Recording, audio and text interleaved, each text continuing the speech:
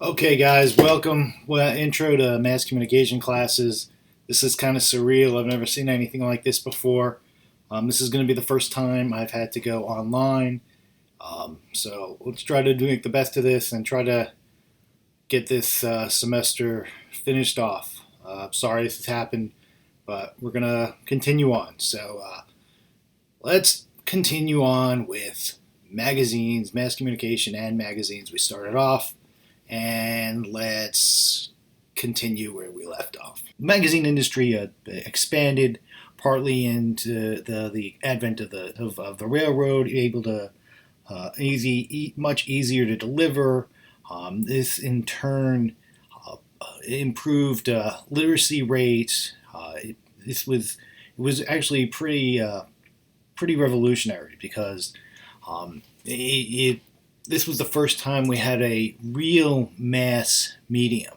Because remember, yeah, they had newspapers, but the magazines were different because they were able to be marketed into a lot of different markets across the country. So this is where we really see it at a major level from the print standpoint. We had new technologies with new printing technologies. Delivery was better, so then this made more people interested in reading. Now there were some real big developments in magazines. This woman, Sarah Josepha Hale, she started a magazine. Yes, a woman in that time. It was in the first half of the 19th century, so it was a big deal. A woman first started a magazine, and it was exclusively targeted towards women. Prior to this, it was more for men. The first magazine that she came up with was Ladies Magazine. It had general interest articles, but it also advocated for women's education. That was a big deal back then. Unfortunately, at the time, women were not considered to need an education. We've come a long way since then, obviously, but she was one of the first early people that advocated that through these magazines. She knew how important education was, and she specifically targeted women, and she would bring up things in the magazine to educate women of lots of different things going on, different topics, different issues, and this was very revolutionary.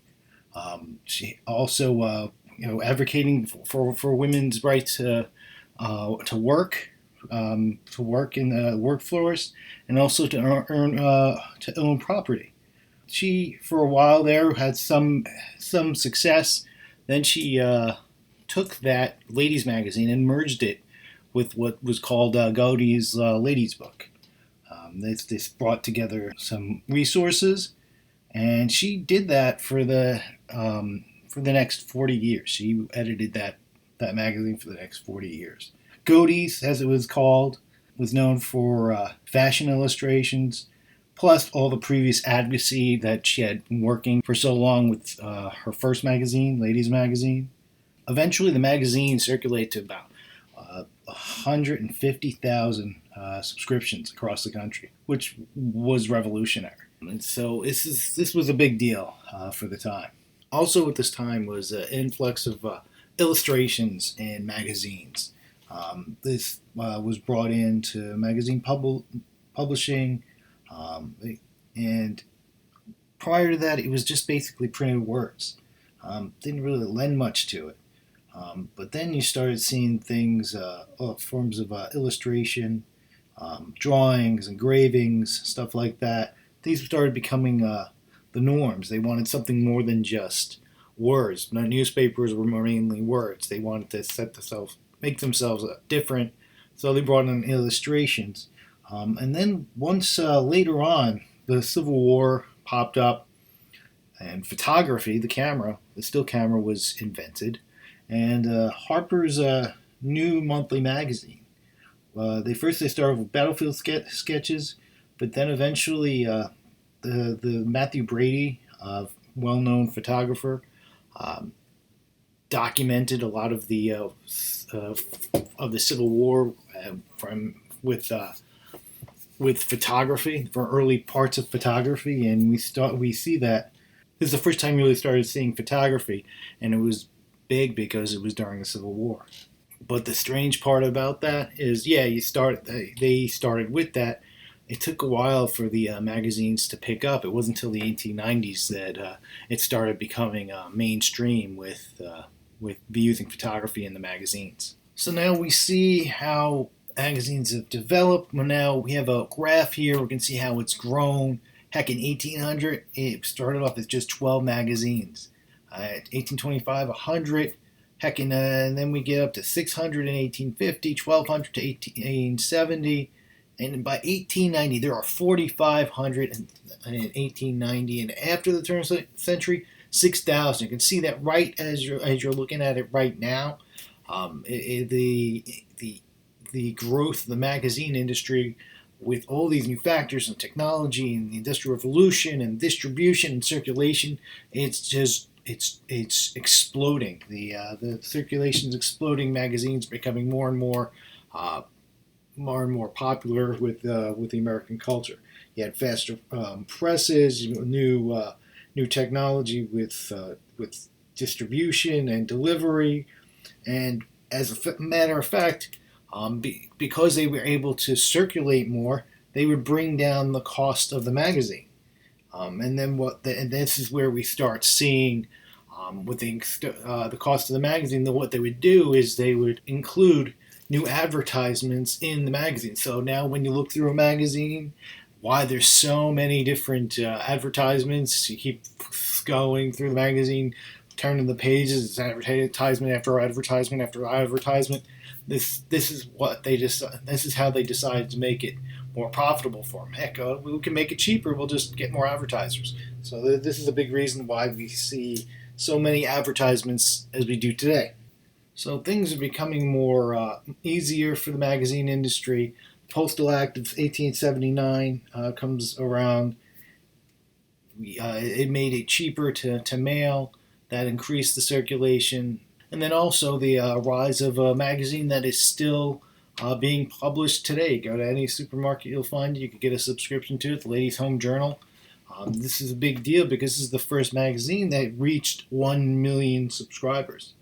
It's a bigger deal because its main target audience are women. Now, one of the big things also with the rise in the circulation, it also happened to be at the same time we had major social changes within the United States. It was the Industrial Revolution, lots of industries such as the meat packing industry and other industries across the board. Yes, they were growing from a business standpoint, but there were a lot of issues with that because there were a lot of labor issues, a lot of safety issues that people didn't hear about until the rise of magazines. Newspapers would never get into the in depth about these issues so much. Not to say newspapers didn't cover it, but the magazines had the ability to do the more in-depth, more full investigation than the newspapers with their daily deadlines. This gave, we had much more information about it. And they got to really focus in on those stories. With that, you can have lots of illustrations and photography as well. Because of this work that they did, and they were called the muckrakers because they were able to rake out the muck. They were able to get behind the scenes of these industries, and their acts of journalism, their investigations brought about the Pure Food and Drug Act, Meat Inspection Act, antitrust laws. These were all things in part due to the work of the magazines. So this was reflecting, the magazines were reflecting the time. So, such things as McClure's magazine, they did an investigation on talking about the history of the Standard Oil Company. And this goes to the whole antitrust and monopolies. They went and this is where we start to see some antitrust laws being brought about, and this is really where we start seeing the distaste for monopolies in this country, and it's in great part due to the magazine industry. The person who came up with the whole muckraker title was former President Teddy Roosevelt. All right, as time goes by, we start to see a rise of what are called general interest magazines. They took on great, they took on a broad number of topics out there. This started becoming popular starting around after World War One and going straight into the 1950s.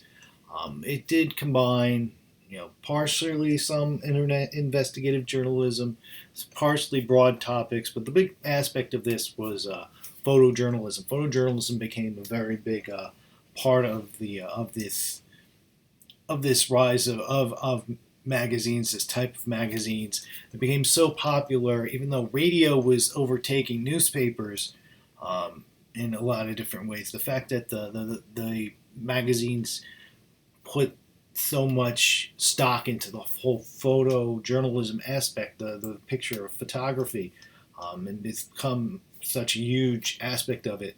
It was very much rival was a very big rival for the radio industry. So they were holding their own. We've already talked about the Saturday Evening Post, but Reader's Digest, which is still around, Time and Life magazine. Reader's Digest, well, their big thing was they were able to condense. They condensed lots of articles, lots of stories, and people generally like that. Sometimes they don't have the time to read as much as they want. They just want to kind of get the idea. So that was the popularity of that. Some older customers still today still have Reader's Digest at their home. And it was such a big deal that the fact that it was condensed, it was cheap, production was cheap, so they were able to not, it did not cost that much for the Reader's Digest. So this was popular for a lot of people. Circulation went to over 1 million magazines for this, which is pretty good when you think about. It's cheap to produce, and Reader's Digest still around today. So it happened to work, and it was a big deal because it was part of during the Great Depression and up until World War II, and it still kept going, still out there today. But their circulation has gone down. Still, an older demographics tend to read that. But it's still kicking. It's still out there. Another one was Time magazine. I know you're very familiar with that, especially from a journalistic standpoint. That was began in 1923. Henry Luce and Britton Hayden. They came up with a magazine with interpretive journalism. They had reporters, research teams, and they wanted to cover stories, and they put it in a narrative form. It was interpretive, and at the time, in 1930 time, out of a circulation of about 200,000, and by the mid 1960s, it was more than 3 million. So it exponentially grew. It grew and it grew, and then it's inspired other magazines such as Newsweek, U.S. News, and World Report.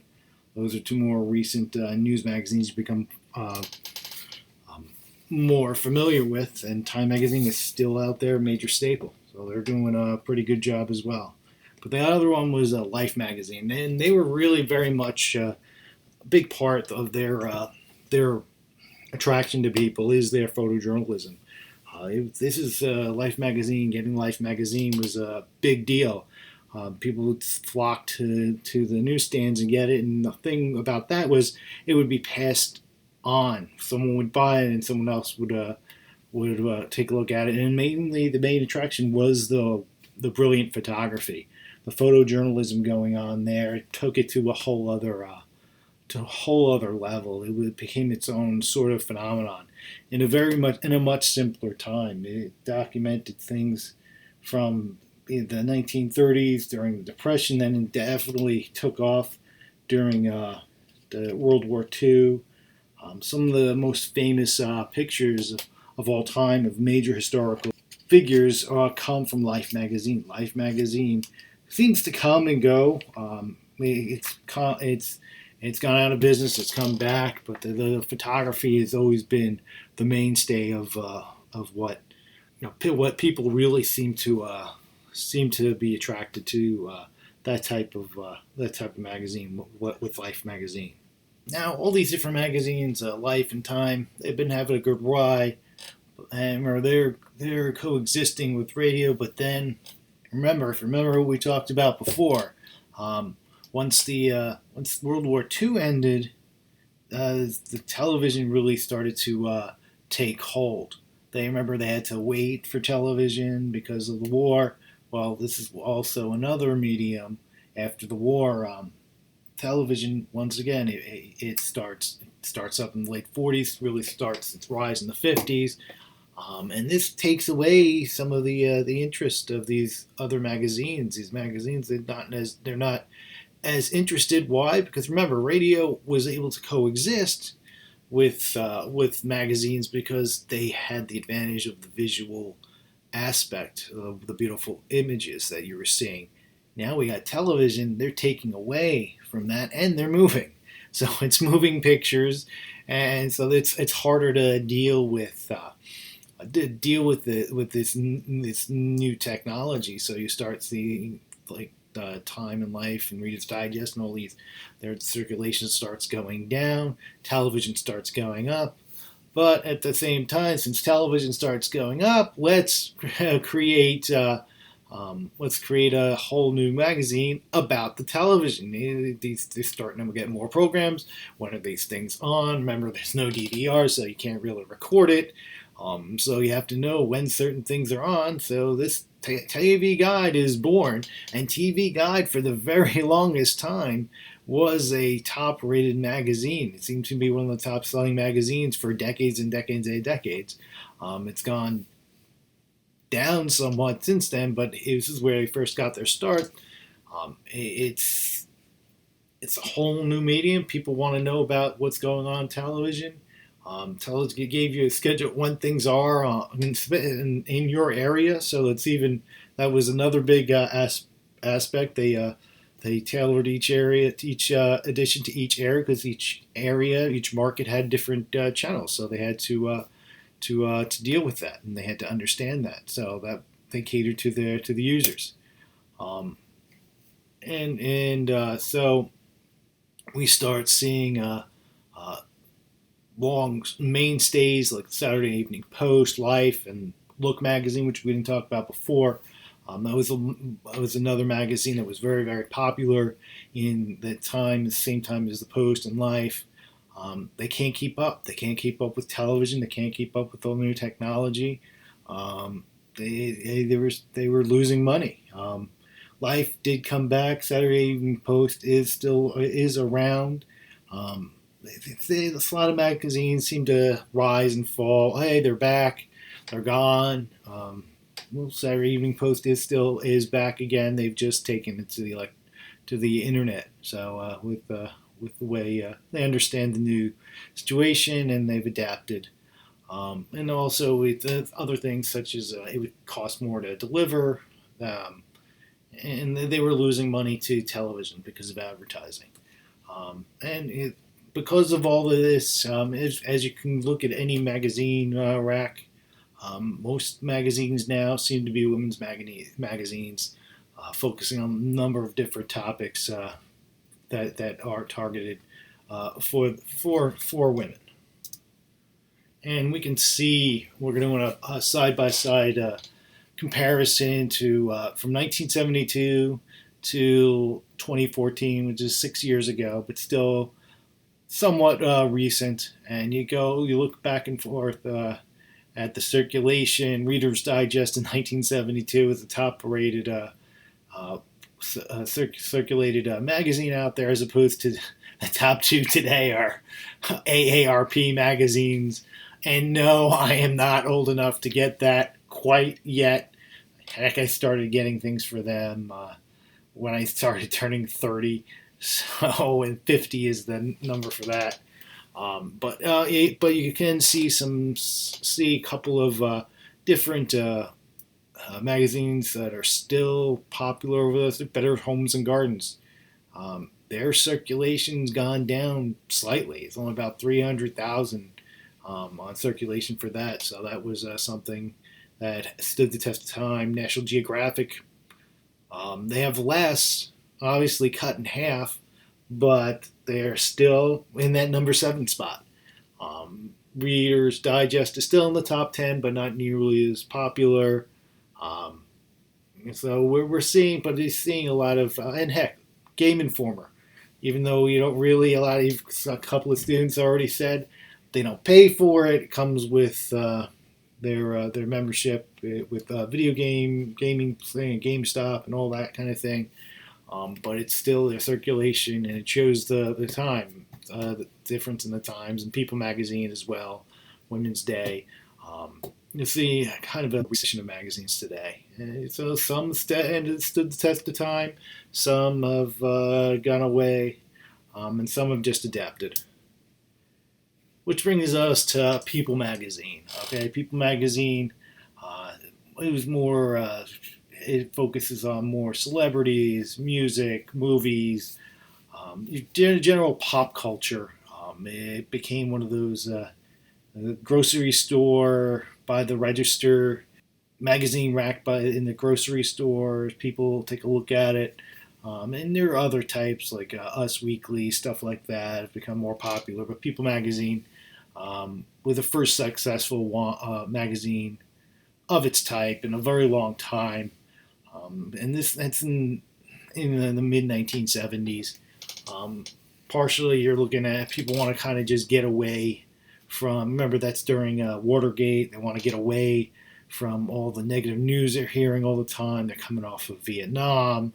Vietnam's just ending. You got Watergate going on. People in a sense of malaise, and they want a getaway. And People Magazine gave them that getaway. And People Magazine is still going on, and they still have lots of features you hear about every year. Sexiest Man Alive, and all sorts of things that they do has become part of our culture. Time goes by. We've gone from the mid 70s. Now we're going into the 90s. People Magazine is doing very well during that time in the 80s. Internet comes along. Newspapers are dying. Magazines are having a lot of the same issues, and they realize we have to get online. We have to put this in a venue that we're gonna succeed in, because this is the next stop. This is what people want. This is what we have to if we're gonna survive. So they decided this could be perfect for what we do. This new technology could really work well for the magazine format. And it's this is and also gave them a new venue, because if you think about it, when you think about magazines, they're not really breaking stories, but from a technology standpoint, giving them that breaking news quality that they didn't have before, because they pre-produced their magazine, put it out. It would be occasional, monthly, or whatever, bi-monthly, or whatever the way they did it. Here they can just go online. They have the ability to break news as it's happening. It's something they never did before, and so in that way it grew some aspects of their operations, because now they have a whole new venue and they have that breaking news quality to it. So that also grew their staff, and grew opportunities and created new jobs. Over the years, we start seeing specialization in the types of magazines that are produced. You had your advertiser type that focused more on the consumer and certain businesses or trades and or farming. This is more the business side and economic side of the population that have certain businesses and certain industries have certain magazines that specifically focus on that industry. So I come from the television side, so broadcasting and cable was a long time magazine that only people within the industry really understood, and they specifically focused on things that only people in that industry were really interested that wanted to know what was going on and what was the trends for that industry. And then there's the other types of magazine. This is where you deal with demographics. It could be age, it can be gender, it could be different groups, ethnic groups. And you'll see that in cable as well. Magazines and cable. Cable, you have different niche channels, and magazines you have different niche magazines, because there's lots of different interests out there. It could be about sports, it could be tabloids, it could be entertainment. It could be movies. It could be any number of topics. It could be chess. I mean, it could be any number of different things you're talking about. So this is where we start seeing a big specialization, and they have your target audience. It could be between men and women, different sports and different topics. It could be for specific ages. Certain age groups like certain things, like AARP. We saw it before. It's a very specialized age group. It's all about that age group, AARP. You have to be 50 or older to be part of AARP. And then you have the elite magazines such as Vanity Fair and the New Yorker and things like that that dealt with a very specific group and interest that these people had. Minority publications out there such as Jet Magazine and also Ebony as well, both major African American publications that dealt with culture and issues of the African American community. At the Advocate, who dealt with the LGBT community, they're all still out there. And then, of course, there are your supermarket tabloids. Some say they're no good, no better than to wrap fish in sometimes, but they're still there. Your supermarket tabloids, the Inquirer, the Globe, and they have some crazy things that you see in there. The Weekly World News, the Immortal Bat Boy. So you're seeing very specialized magazines going on out there, and then this is where we also start seeing some big magazine chains go out there, and of course, as we know, with the in the world we live in today, '96 Telecommunications Act, a lot of these major magazine corporations are just part of a bigger media conglomerate. Time owns a lot of different magazines out there. Hearst, we talked about that. William Randolph Hearst before. The name is still out there. Owns newspapers, TV, magazines, and the Meredith Corporation. They deal with a lot of the women's magazines out there, home-related magazines. All major players in the magazine industry still going pretty strong there.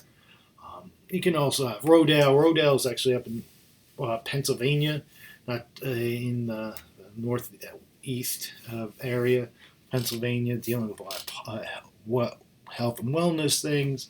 A lot of these magazines have their own niches, their own markets that have gone across the not only country but the world. And they do have a lot of these magazines also what they have called magalogs. They're magazines, but there are also ways for you to order whatever it is you want to order. I know we have Amazon now, but before we had Amazon, they had these magalogs that would be a way for people to just order lots and lots of stuff that they see in these magazines. But lots of these chains are at a variety of different magazines going on, which we now see circulation of some magazines as we look who was in. So you got your circulation, you got U.S. population, and the number of Americans per each in circulation. We started off with Ladies' Home Journal, still around, but so they were the leading one there, and not much. They reached 1 million in 1903, which was a big deal. And we see the Saturday Evening Post that held the title for quite a while there, from the 20s into the 50s. And that's, as I said, as the 50s hit, we see TV Guide. Television's the big thing now, and they take the title there. But then we see Reader's Digest, and as we said before, AARP taking the title nowadays. Could also have to do with the generation as it's getting older. Now, magazines, they've made a major dent in this industry. Magazines have been a major part of mass communication. They're not newspapers, they're not television, they're not radio, but they've made their own mark, and they've been part of American culture. We have seen our society go from what was considered a producer society to a consumer society. So if you think back in the day, they were the craftspeople and farmers and industry producing things, and now people are more buying things. So if you look at the magazines today, that's why we have so many advertisements in there, because they know people will want to buy stuff and they read about this and they want to buy it. So we've seen it transition over to a more consumer based model. Another aspect, and very important aspect, is the magazines still to this day, and even back when they're muckraking days, they give us those in-depth stories that we might not get in some other forms. They focus on one story at a time, but just when you do that story, you can really get into the details of it. When you might not be able to get into the details with time limitations or space limitations in other formats, such as even television news. Your average story that you see is a minute and a half, maybe 2 minutes. Your average newspaper article, not very long either. Television news can have longer ones, but once again, the longer things that you'll see will be in a television magazine form, and that's the same as the print magazine form. They have that added advantage of having more time to put in to produce an article and a story about some very important things that need to be talked about. And these are the magazines have always made an impact, even from the beginning of their history, where they first started with political magazines up until today. I mean, they still have a very big part to deal and a very big part in what we call a free, an open and democratic society.